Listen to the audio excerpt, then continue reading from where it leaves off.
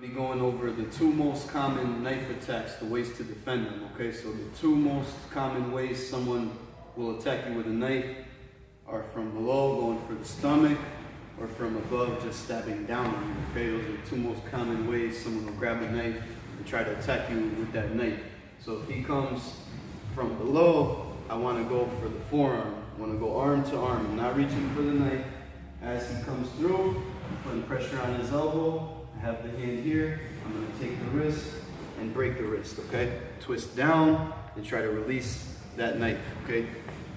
So this one really depends on me committing to my motion. As he comes, I really have to move forward into it. That knife is pointed at me. So I got two options here.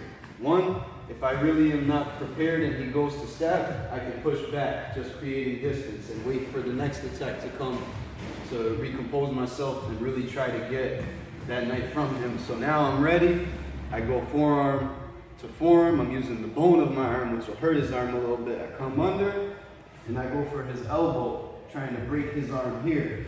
Okay, putting a lot of pressure on the elbow. I have my right hand on his wrist.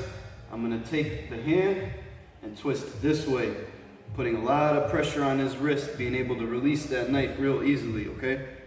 Whenever someone has a knife like this and you get into this situation where you have control of his arm, a little bit of control of his body, you can always go dull side to push the knife out of his hand. But once I have that pressure on the wrist, I can really release that knife a lot easier because I'm putting him in a lot of pain in his wrist. His grip is gonna loosen immediately, okay? A good martial artist can break his arm just from this first motion here, okay? Just from that motion, following through the elbow, okay? Hyperextending the elbow, pushing it right through his arm. Just from that first motion, you could break someone's arm, okay? Second motion is if he didn't release it already. Now I'm not threatened by this knife at all. It's pointed away from me, he's behind me, he's off balance. All I have to do is get that knife out of his hand now. And by torquing the wrist and putting a lot of pressure on the wrist, he's gonna release that knife, okay? As soon as I get that knife out of his hand, I could toss it to the side, clear it, create distance, and now it's a fist fight here. If he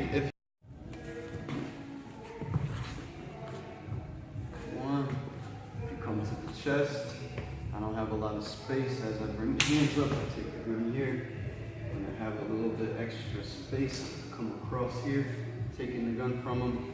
Always remember, when you're training with your partner, you want him to start off with a loose grip, keeping the gun nice and loose, that way you can easily take it from him.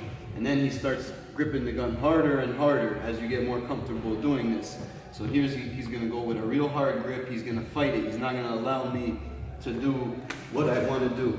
That way I can really feel if he had intentions to hurt me, to kill me, to hold that gun, he's gonna hold that gun a lot harder and I can still get it away from him. So this is the importance of learning different disarms and practicing all of them, because you never know what type of situation you're gonna be in. You don't wanna rely on just that one disarm that you learned. Even if you practice it and you're good at it, you wanna know all different types of disarms for different situations. Over the stab from below coming up to the belly, okay?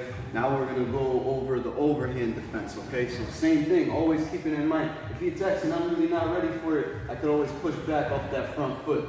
So just pushing back off the ball of the foot, creating distance, I just saved myself from his first attack, okay? If I am ready to commit forward, which is what I have to do, I have to push off the back foot and commit forward, then I do. I commit forward, I lock my hands, and I torque his arm all the way back as far as I can to break his arm, okay? So as soon as he goes for that attack, I have two options. I could push back, or I could push forward. I could attack as I push forward with a palm thrust to the nose. That's gonna push his head back, disorient him a little bit, and then I come under to get my lock here, where I'm gonna torque his arm. I can circle around him this way, torquing it even more.